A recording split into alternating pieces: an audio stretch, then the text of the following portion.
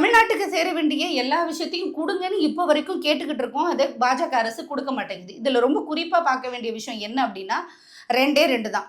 1 எந்தெந்த மாநிலங்கள்ல மக்கள் தொகை அதிகமா இருக்கோ, அந்த மக்கள் தொகை கணக்கெடுப்பின் அடிப்படையில சீட்ஸ் குடுக்குறாங்க அப்டின்னா, குறிப்பா வட இந்தியால இருக்கக்கூடிய நெறைய மாநிலங்கள் இதுல அட்வான்டேஜ்க்கு உள்ள போவாங்க. அப்ப நெறைய சீட்ஸ் அவங்களுக்கு வரும்.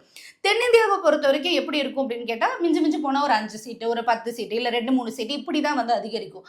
அப்போ இங்கேருந்து நம்ம போறவங்க ரொம்ப மினிமல் ஆஃப் ஒரு இதில தான் இருப்போம். அங்க ரொம்ப ஹையா இருப்பாங்க. இப்ப சென்ட்ரல் கவர்ன்மெண்ட் ஒரு டிசிஷன் எடுக்குறாங்க. நமக்கு ஏற்கனவே தெரியும் 543 சீட்ல மெஜாரிட்டி ஆஃப் இப்ப 272 ஆர் 273 இருந்தாலே வந்து சென்ட்ரல்ல வந்து ஆட்சி அமைக்க முடியும்.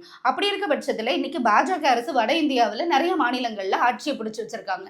இப்ப ஏதோ ஒரு பில்லு இப்ப தமிழ்நாட்டுக்காக தேவைப்படுற ஒரு முக்கியமான சட்டம், இல்ல ஏதோ ஒரு பில்ல வந்து அமல்படுத்தணும் அப்படின்னு சொல்லி கொண்டு போய் அவங்க வந்து அஜெண்டா வைக்கிறாங்க அப்படின்னா, அங்க என்ன நடக்கும்னா, மெஜாரிட்டி வகையில தான் வந்து இந்த திட்டத்த அமல்படுத்தணும் அப்படின்ற முடிவுக்கே வருவாங்க. அப்ப மெஜாரிட்டின்னு போகும்போது, அங்க ஆல்ரெடி பாஜக ஆண்டுட்டு இருக்கக்கூடிய மாநிலங்கள்ல இருக்கக்கூடிய எம்பிக்கள் அதிகமா இருப்பாங்க. அப்ப மெஜாரிட்டில ஆல்மோஸ்ட் அங்க தான் எல்லாமே அமல்படுத்தப்படும். நாம மெஜாரிட்டிலேருந்து லெஸ்ஸா இருப்போம்.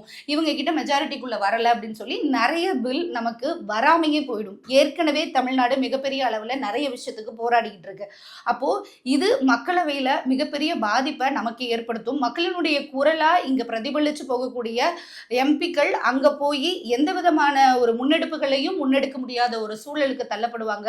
முற்றிலுமா தென்னிந்தியாவில் இருக்கக்கூடிய மாநில மக்களினுடைய பிரதிநிதிகளா போறவங்களுடைய குரல் வலை நசுக்கப்படும் அப்படின்றது தான் மிக முக்கியமா பார்க்கப்படுது.